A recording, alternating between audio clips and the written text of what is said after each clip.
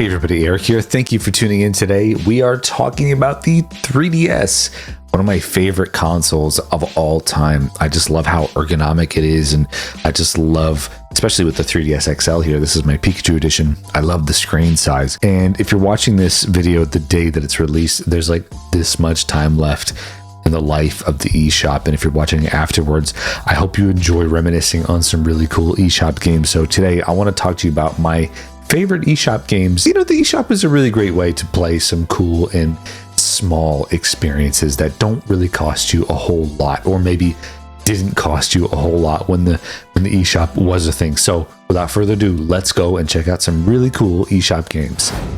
First up is Speed X 3D. I love the immersiveness of this game. It's kind of like a first-person F-Zero wrapped in a vector graphic looking aesthetic. I don't know, it's cool. The goal is to get as far as you can, avoiding the obstacles and changing course design as the race, I guess you want to call it, goes on. You have like a slow mode, and then if you press B, you go fast. I mean, this is super basic, arcadey fun. There's no other modes present that I'm aware of, but I really enjoy the challenge of trying to set a higher score each time I play. It's a real good time killer, and there's like little to no substance to this game. Pretty cool.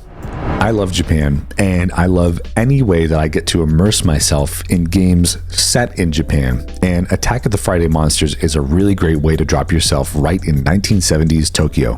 Oh yeah, it's also a level 5 game, so you know it's going to be visually pleasing. In this game you play as Soto, a young boy who collects monster cards, plays with other friends his age, and it's kind of like a really nice slice of life game where you just walk through, read a bunch of dialogue, talk to some characters, progress through each episode, which I think there's about 26 of them. It's a really nice little story, easygoing, and of course there's this looming Friday attack by a monster, which of course is in the game is referred to as kaiju, but perhaps we would know as like a Godzilla kind of character. Does this Friday attack actually happen?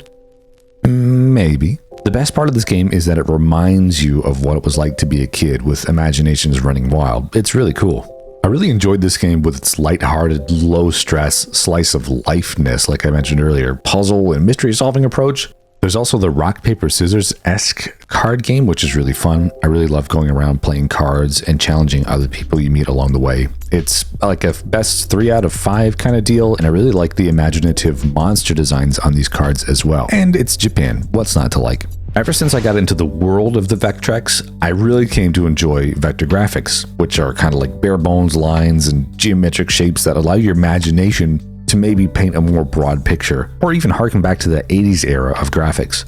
Vector racing does a really great job of taking a simple concept and making it really fun and visually pleasing. Vector racing is like a stripped back and slightly slowed down F-Zero. There's honestly not a whole lot to it, but it's fun to play every now and again with the varying stages and vehicles that the game offers. I actually reviewed this game years ago, though it's now sitting unlisted, and I actually still love playing the game today. Definitely one of the lesser known games in this video. And of course, there's like not a whole lot going on, so it's really just a pick up and play, maybe 5-10 minute experience every now and again. If there's one thing that you should know about me, it's that I actually enjoy baseball games. And funnily enough, Rusty's Real Deal Baseball has to be the most addicting one that I've ever played. This game is about supporting Rusty, a former baseball player who has his own shop. The poor guy is struggling to get by, supporting his 10 kids, and his wife kind of left him? I don't know, that's really weird. So the only way that you can save his marriage and take care of his kids is through microtransactions. I'm serious. Each minigame here costs you $4, and you can haggle him down if you want, so you definitely have to do that through giving him items or just talking to him. Aside from that, the baseball minigames themselves are really fun and really addictive arcadey fun. After the eShop closes here, you can't experience the game at all, which is a real shame, but I've always enjoyed my time with this, and it's a true gem sitting in the 3DS library.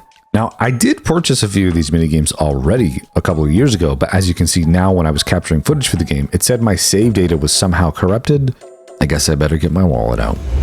Do you like puzzle platforming games with top-tier music?